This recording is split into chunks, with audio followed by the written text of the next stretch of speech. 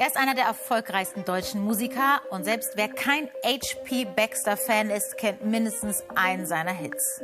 Mit Hyper brachte H.P. Baxter vor fast 3 Jahrzehnten die Massen in Wallung und tut es seitdem. Scooters stampfende Beats, ein Dauerhit, über 30 Millionen verkaufte Tonträger, 23 Top-10-Hits. So viel schaffte keine deutsche Combo. Jetzt brachte die Band ihr 20. Studioalbum auf den Markt. Schauen wir rein. Hyper!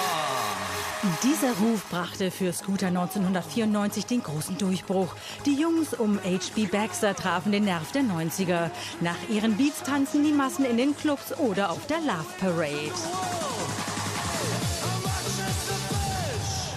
Text dabei eher nebensächlich, Hauptsache die Beats reißen mit.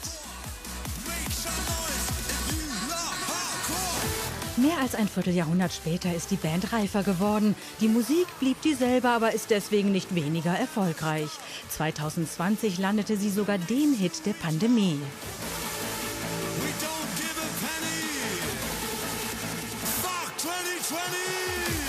Scooter, die Band, die die Stimmung des ewigen Shutdowns nach draußen schreit. So wie das ganze neue Album God Save the Rave, der beschwörende Titel. Als ob der, solange es Scooter gibt, ernsthaft in Gefahr wäre. Schönen guten Tag, H.P. Baxter. Hallo. Es ist ja das 20. Studioalbum in 27 Jahren. Wie fühlt sich das denn an?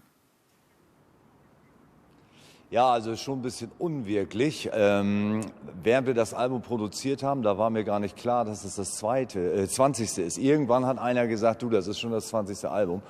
Und da habe ich gesagt, da müssen wir uns aber echt Mühe geben. Das ist ja schon echt eine Zäsur irgendwie, ne? 20 Studioalben, das ist schon irre.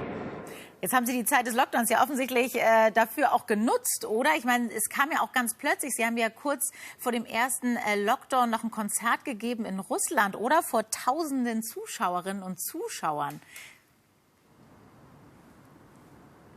Ja, also das war ja sehr abrupt alles. Wir waren ja eigentlich vor einem der erfolgreichsten Festivalsommer, die wir je hatten. Das ist dann ja alles abgesagt, verschoben worden. Und wir haben die Zeit wirklich genutzt, um am Album zu arbeiten. Und das hatte natürlich den Vorteil, dass man wenig Ablenkung hatte, sich wirklich konzentrieren konnte. Aber den Nachteil, dass so ein bisschen die Inspiration, die man auch ja braucht, wenn man unterwegs ist, halt nicht so da war wie sonst. Aber es hat ja letztendlich alles geklappt und wir sind super zufrieden mit dem Ergebnis. Jetzt heißt das neue Album God Save the Rave und wir haben ja das Cover vorbereitet. Da sieht man Sie als Jesus mit seinen Jüngern beim letzten Abendmahl, allerdings vor wirklich wummernden Boxen. Was soll uns dieses Bild denn sagen? Also wir mögen ja gerne so eine etwas größenwahnsinnige Inszenierung. Das war von Anfang an so. Wir hatten ja schon riesige Zuschaueraufschreie auf unserer ersten Single, wo uns noch kein Mensch kannte. Und wir haben auch die Bühnenshow immer so inszeniert, dass es möglichst gigantisch aussieht. Und in diesem Fall war das halt mit dem Augenzwinkern wieder mal eine ganz andere Inszenierung. Ihre Texte sind ja auch ein bisschen Augenzwinkern. Sie haben immer so Durchhalteparolen wie Never stop the show, also niemals mit der Show aufhören. We will never give up, also wir werden niemals aufgeben. Ist das so eine Art Autosuggestion für Sie, mit der Sie durch dieses letzte Jahr auch gekommen sind? Ja, in diesem Fall war es tatsächlich so ein bisschen auch durch die Krise bedingt. Ne? Never stop the show. Das heißt, man kann alles machen. Du kannst den Lockdown machen, du kannst den Leuten verbieten, rauszugehen. Aber trotzdem, irgendwie, wir hören nicht auf. Irgendwann ist die Show wieder da. Also you can never stop the show. Und genauso Fuck 2020 ist auch eigentlich ein Corona-Protestlied, wenn man so will.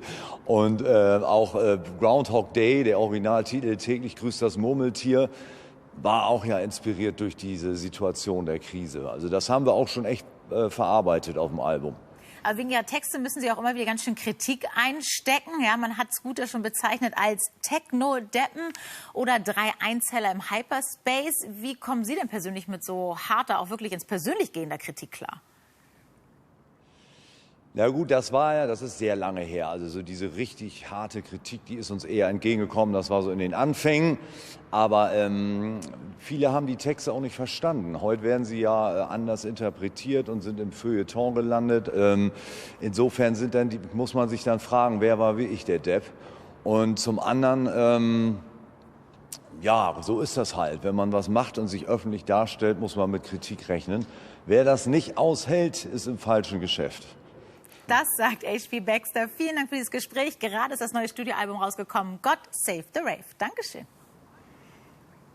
Sehr gern, danke.